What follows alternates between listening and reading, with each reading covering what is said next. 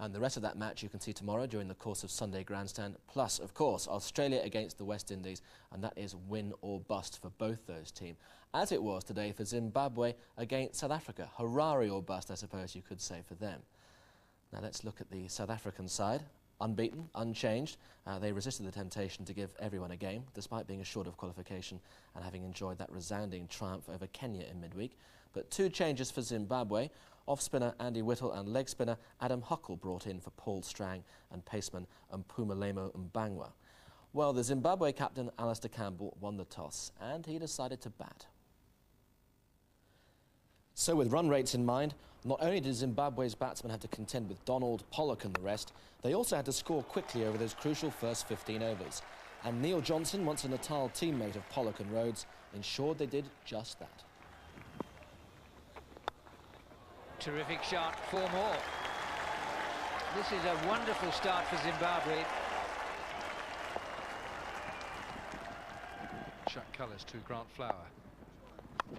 It's getting that ball to swing, but it's swinging off the bat as well. That's another boundary. He has launched that, Neil Johnson. What a smashing shot that was.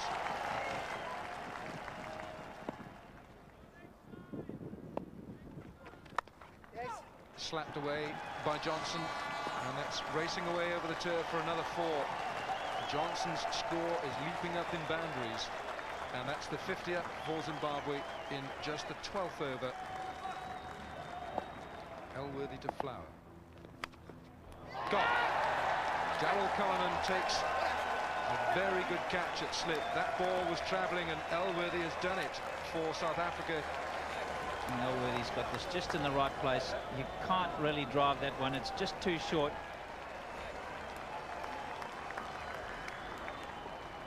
Grant Flower out for 19. Elworthy to Johnson. What a way to get to 50.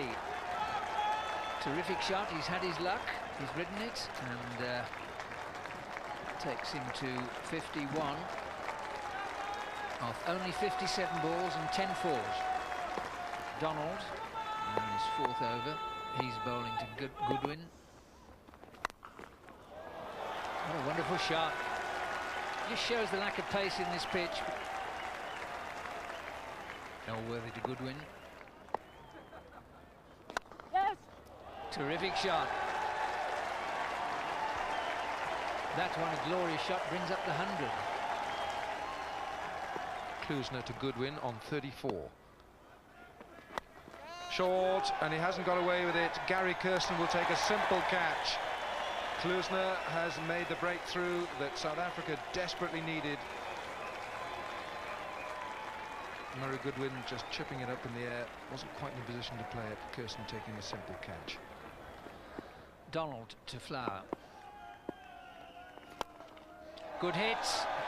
Short straight boundary and maximum 6. How many times is Donald driven back over his head for 6? 20 wickets in hand, 8 of them. This can be a 12-over onslaught. Donald to try and stop it. Johnson, this could be out, and is. Sean Pollock the catcher. That's the end of Johnson with a very nice 76, and really he's put Zimbabwe in a good position to go on to a big total. So with the breakthrough made and wicket 199 in the bag, it didn't take Donald long to claim his 200th one-day international victim, Campbell, LBW, to the first ball that he faced. And crucially, as ever, the bowling was backed by outstanding work in the field. Pollock's throw leading to the important wicket of Andy Flower. But the lower orders made sure the good start wasn't wasted. The lovely shot. Guy Whittle put everything into that. That was beautifully hit. And Guy Whittle has caused some damage. The groundsman will send him a bill. It's Alan Donald back into the attack. Stuart Carlisle cuts away. That'll go. That's flying away. Much needed runs for Zimbabwe. Well, 20 more runs added for the loss of just 1 wicket, Zimbabwe finishing on 233. The captain apart, good scoring all the way down the order, a more than useful opening stand of 65, and Neil Johnson top scoring with 76 off 117 balls. 3 wickets for Donald, as threatening as ever, but Jack Callis was unusually expensive, and so the South Africans used 6 bowlers in all. But you have to say that given the nature of South Africa's form, you'd have thought even that target would be fairly straightforward. But don't forget the incentive was all Zimbabwe's. So here we go. The first ball of the reply, less than 5 and over needed. Johnson to Kirsten, and it's Alan Wilkins, Roland Butcher, Barry Richards, and first of all Jack Bannister to describe it.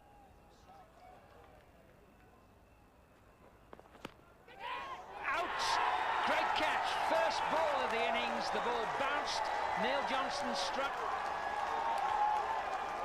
Andy Whittle, the catcher. And Kirsten's gone. What a start for Zimbabwe. South Africa, 1 ball gone, no runs for 1 wicket. Very, very tough delivery first up. This one really bounced, surprised Gary Kirsten, and what a good catch from Andy Whittle. Big tall man, and he went a long way and got his fingers underneath it, and Kirsten departs. A very, very tough ball first up. Bounced chest high from Neil Johnson. So South Africa lose their first wicket, none for 1. New batsman is Mark Boucher. Johnson bowling to Boucher. That's one of Boucher's strengths. That's why he's been promoted, because anything off line or length, he can crack it.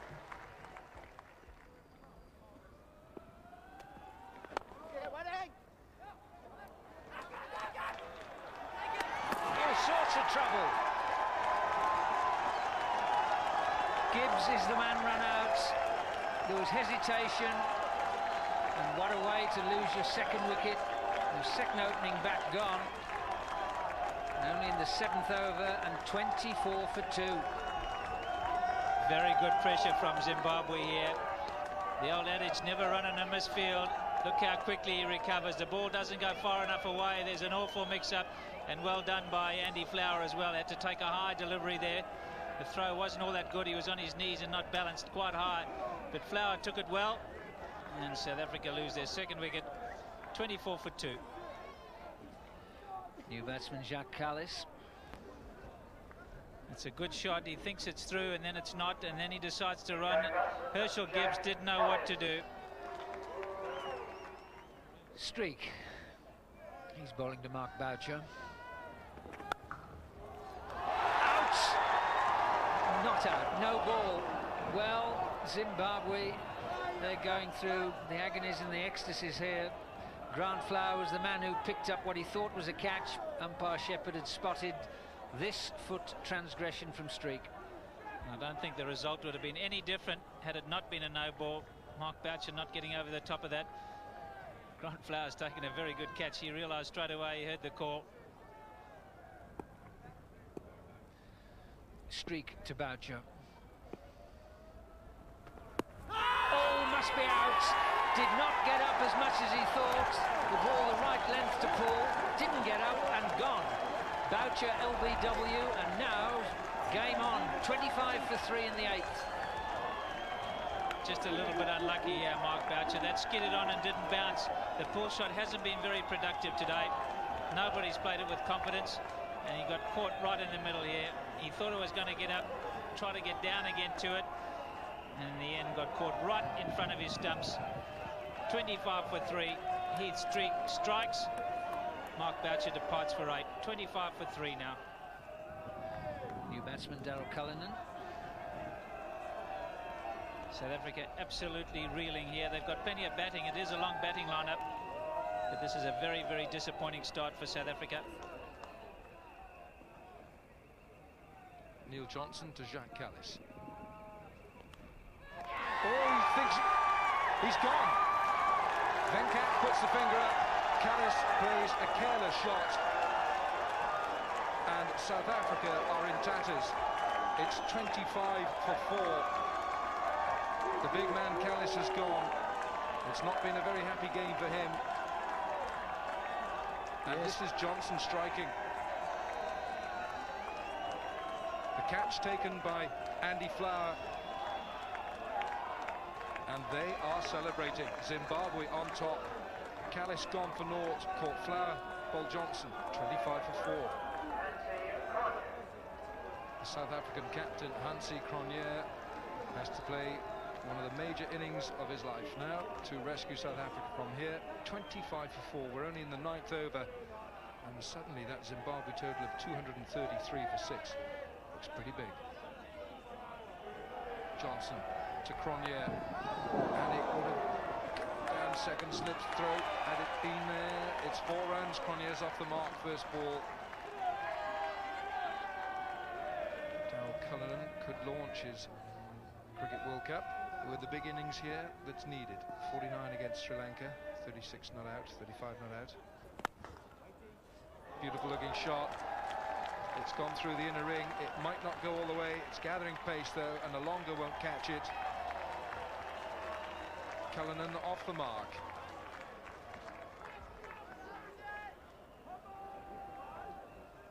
Neil Johnson to Hansie Cronje. He's bowled him. Captain's gone. Johnson is having a field day. This is a calamity for South Africa. Half the side is down, and back in the dressing room, Johnson's got 3 of them. Yes, but this is Neil Johnson's day. He scored a brilliant 76. He's picked up the first couple of wickets, and here he gets Hansie Cronje with an absolute beauty of a Yorker. And a delight there on the face of Neil Johnson, and he has got reason to be delighted. Hansie Cronje gone for 4. It's 34 for 5, and we're in the 11th over. Jonty Rhodes, 39 not out against India, 17 against Sri Lanka, 18 against England. Didn't bat against Kenya.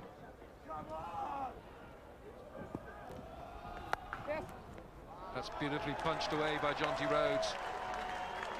It's going up the hill, and it'll make it. Jonty Rhodes collects a 4, the handsome looking stroke.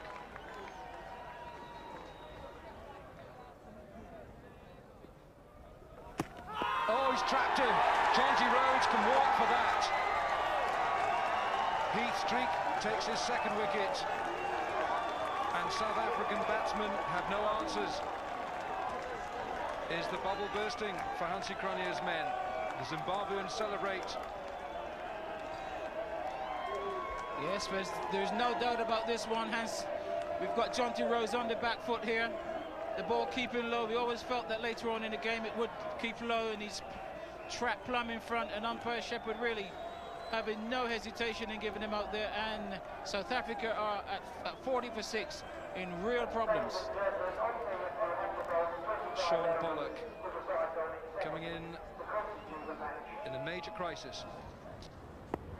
Pollock whips him off his toes for a lovely 4. Now that'll do Sean Pollock's confidence. Power of good.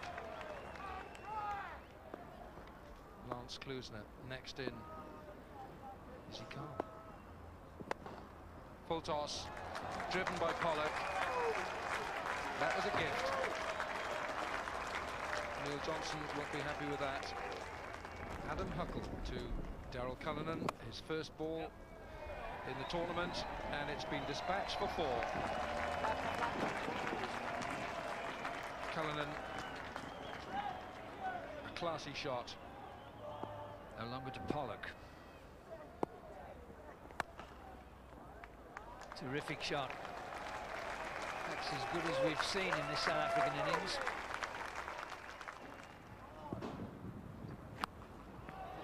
Terrific shot. Dropped short and at Whittle's pace, really on this pitch, which is a slow one, and it's inviting it. Huckle to Pollock. Taking a chance playing the sweep shot to the leg spinner. But Pollock collects 2 runs. And the 100 comes up for South Africa. That seemed a long, long way ago when it was 40 for 6. Oh! That's clubbed away by Sean Pollock, and it's going to beat Neil Johnson, who is just about on square. Andy Whittle. Andy, yeah! He's gone. Daryl Cullinan down the pitch, and Andy Whittle strikes for Zimbabwe. South Africa 7 down now. Daryl Cullinan goes. Charge for Lance Kloosner, coming in at 9 for South Africa. Gone for it and got it. Just a matter of time before Lance Kloosner wound up. Tough luck, tough luck.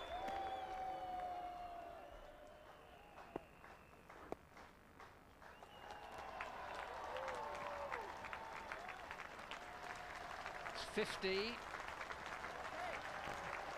Sean Pollock. Can't say he's led a recovery yet. He's faced 78 balls and he's hit 4 fours. But without him, South Africa would be long gone. 85 required from 53 balls. It's approaching 10 and over. And it's the off spin of Andy Whittle with this field spread fairly wide. Down goes Pollock. Pollock is out. Henry Alonga takes the catch, it long off. Andy Whittle takes his second wicket, and surely that's it for South Africa.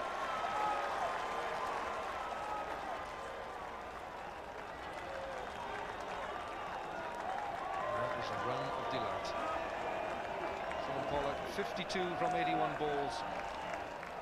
Gone to Andy Whittle, 149 for 8. Steve Elworthy must be wondering how on earth he's going to get these runs, or certainly help Lance Kloosner to get them.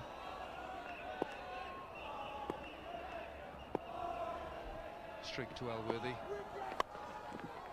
That's gone as well. That's a magnificent catch.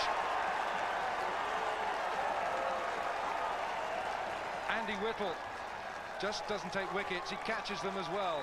And Elworthy perishes. 9 down now.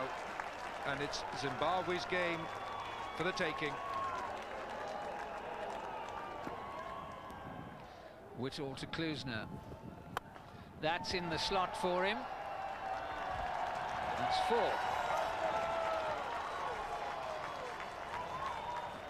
Just 2 4s. No 6s yet. Whittle to Kloosner. That one might be. That is huge.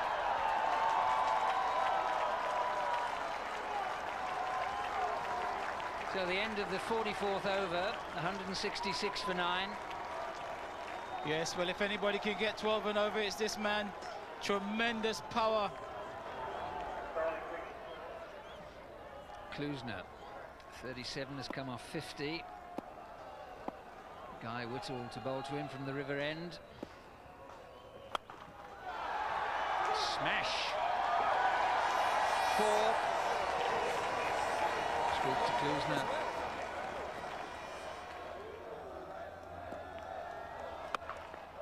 Big hit. And that 6 takes Lance Kloosner to 50.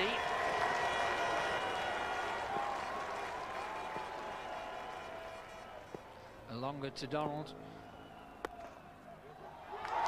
Caught him! Brilliant catch yet again. End of the game. Alonga takes the wicket, Donald out, Kloosner left undefeated on 52. Zimbabwe win by 48 runs. Historic victory, the first time in 8 tries that they've beaten South Africa in a one-day game. Well, 25 for 4, 34 for 5, 40 for 6. From that kind of start, there didn't appear to be too much of a way back. But when Pollock and Kloosner were together, there was a real possibility of Zimbabwe's ambitions being blighted, but they came through in the end by 48 runs, as you can see. And Johnson and Streak did the damage early on, 6 wickets between them. And together with his 76 runs earlier on, Johnson was not surprisingly named as man of the match. And you might like to know, looking at that South Africa were 8 to 1 on to win this particular match. No such thing as a dead cert. Alistair, congratulations. The first time Zimbabwe have beaten South Africa. How does it feel? No, it feels great. You know, everyone had written us off before this game. You know, we were on the plane home, and you know, we just had a team chat and we said we got nothing to lose, just go out there and win or lose, we're going to enjoy this game, and that's what we did. And you know, we got all three departments relatively right today, which was really good to see. Would you like to comment on the man of the match, his performance, Neil Johnson? Yeah, I mean, he was hyped up for this game. Obviously, you know, he played a long time for Natal and couldn't get into the South African side, so he was really hyped up to show that he could play, and batted really well today, and then came in and knocked the stuffing out of their batting. So great performance by him. Now, in simple terms, this is what the events of today means. And don't be deceived by that table as it stands. If England are beaten tomorrow, they are out of the World Cup. Victory, a tie, or rain all day, and they'll join Zimbabwe and South Africa in the Super Six. But the crucial column is the one on the right. Zimbabwe's run rate ensures that they are through already, and India's is so much better than England's that if they win tomorrow, England will slip to fourth and consequently be out. But the other crucial factor is that another 4.5 overs have to be bowled for there to be... Think it'll make it? Make it where?